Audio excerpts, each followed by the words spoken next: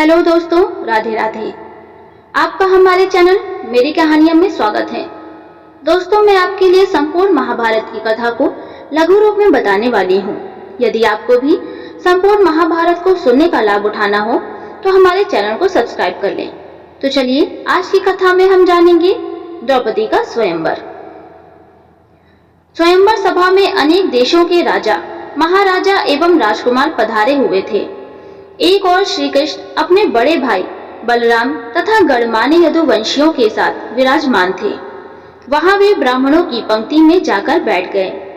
कुछ ही देर में राजकुमारी द्रौपदी हाथ में वरमाला लिए अपने भाई धृष्टद्युम्न के साथ उस सभा में पहुंची। धृष्टद्युम्न ने सभा को संबोधित करते हुए कहा, हे विभिन्न देश से पधारे राजा महाराजाओं एवं अन्य गणमान्य जनों, इस मंडप में बने स्तंभ के ऊपर बने हुए उस घूमते हुए यंत्र पर ध्यान दीजिए। उस यंत्र में एक मछली लटकी हुई है तथा यंत्र के साथ घूम रही है। आपको स्तंभ के नीचे रखे हुए तेल पात्र में मछली के प्रतिबिंब को देखते हुए बाण चलाकर मछली की आंख को निशाना बनाना है। मछली की आंख में सफल निशाना लगाने वाले से मेरी बहन द्रौपदी का विवाह होगा। एक के बाद एक सभी राजा महाराजा एवं राजकुमारों ने मछली पर निशाना साधने का प्रयास किया, किंतु सफलता हाथ न लगी और वे कांतिहीन होकर अपने स्थान पर लौट आए। इन असफल लोगों में जरासंध, शल्य, शिशुपाल तथा दुर्योधन, दुशासन आदि कौरव भी सम्मिलित थे। कौरवों के असफल होने पर दुर्योधन के परम मित्र कर्ण ने मछली को निशाना बनाने के लिए धनुष उठाया, किंतु उन्हें देखकर द्रौपदी बोल उठी, यह सूत पुत्र है, इसीलिए मैं इसका वरण नहीं कर सकती। द्रौपदी के वचनों को सुनकर कर्ण ने लज्जित होकर धनुष बाण रख दिया।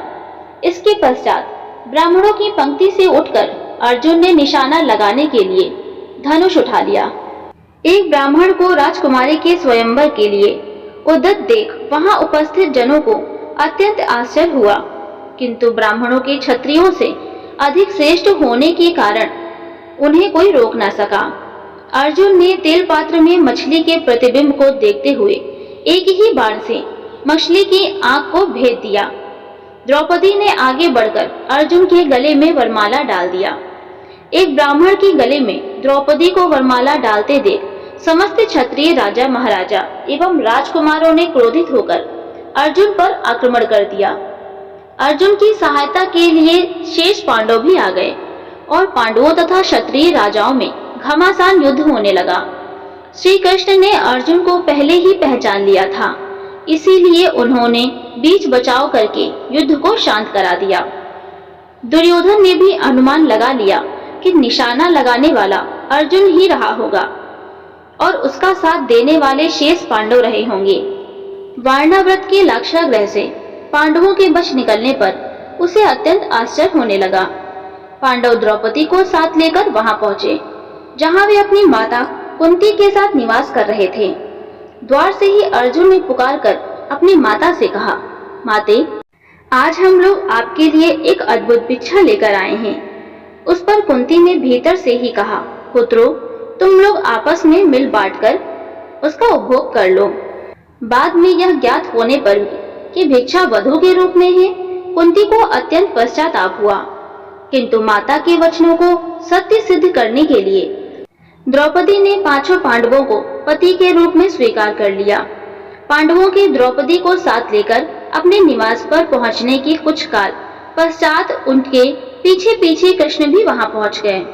कृष्ण ने अपनी बुआ कुंती के चरण स्पर्श करके आशीर्वाद प्राप्त किया और सभी पांडवों से गले मिले। औपचारिकताएं पूर्ण होने के पश्चात युधिष्ठिर ने कृष्ण से पूछा, हे द्वारिकाधीश, आपने हमारे इस अज्ञातवास में हमें पहचान कैसे लिया? कृष्ण ने उत्तर दिया, भीम और अर्जुन के पराक्रम को देखने के पश्चात भला मैं आप लोगों को कैसे न पहचानता। सभी से भेंट मुलाकात करके कृष्ण वहां से अपनी नगरी द्वारिका चले गए। फिर पांचों भाइयों ने भिक्षावृत्ति से भोजन सामग्री एकत्रित किया और उसे लाकर माता कुंती के सामने रख दिया। कुंती ने द्रौपदी से कहा, देवी, इस भिक्षा से पहले देवताओं के अंश निकालो, फिर ब्राह्मणों को भिक्षा दो। तत्पश्चात आश्रितों का अंश अलग करो। उसके बाद जो शेष बचे उसका आधा भाग भीम को और शेष आधा भाग हम सभी को भोजन के लिए परोसो। पतिव्रता द्रौपदी ने कुंती के आदेशों का पालन किया। भोजन के पश्चात कुशासन पर मृतचर्म बिछाकर वे सो गए। द्रौपदी माता के पैरों की ओर सोई। द्रौपदी के स्वयंवर के समय दुर्योधन के साथ ही साथ द्रुपद, धृष्टद्युम्न एवं अनेक अन्य लोगों को संदेह हो गया था कि वे ब्राह्मण पांडव ही हैं। उनकी परीक्षा करने के लिए द्रुपद ने धृष्टद्युम्न को भेजकर उन्हें अपने राजप्रसाद में बुलवा लिया। राजप्रसाद में द्रुपद एवं धृष्टद्युम्न ने पहले राजकोष को दिखाया, किंतु पांडवों ने वहां रखे रत्नाभूषणों तथा रत्न माणिक्य आदि में किसी प्रकार की रुचि नहीं दिखाई। किंतु जब वे शस्त्रागार में गए तो वहां रखे शस्त्र अस्त्र उन सभी ने बहुत अधिक रुचि प्रदर्शित किया और अपनी पसंद के शस्त्रों को अपने पास रख लिया। उनकी क्रियाकलाप से द्रुपद को विश्वास हो गया कि ये ब्राह्मण के रूप में योद्धा ही हैं। द्रुपद ने युधिष्ठिर से पूछा, हे आर्य, आपके पराक्रम को देखकर मुझे विश्वास हो गया है कि आप लोग ब्राह्मण नहीं हैं। कृपा करके आप अपना सही परिचय दीजिए। उनके वचनों को सुनकर युधिष्ठिर ने कहा, राजन, आपका कथन अचर सत्य है। हम पांडु पुत्र पांडव हैं। मैं युधिष्ठिर हूँ और ये मेरे भाई भीमसेन, अर्जुन, नकुल एवं सहदेव हैं। हमारी माता कुंती आपकी पुत्री द्रौपदी के साथ आपके महल में है। युधिष्ठिर की बात सुनकर द्रुपद अत्यंत प्रसन्न हुए और बोले, आज भगवान ने मेरी सुन ली। मैं चाहता था कि मेरी पुत्री का विवाह पांडु के पराक्रमी पुत्र अर्जुन के साथ ही हो। मैं आज ही अर्जुन और द्रौपदी के विधिवत विवाह का प्रबंध करता हूँ। इस पर युधिष्ठिर ने कहा, राजन, द्रौपदी का विवाह तो हम पांचों भाइयों के साथ होना है। यह सुनकर द्रुपद आश्चर्यचकित हो गए और बोले, यह कैसे संभव है?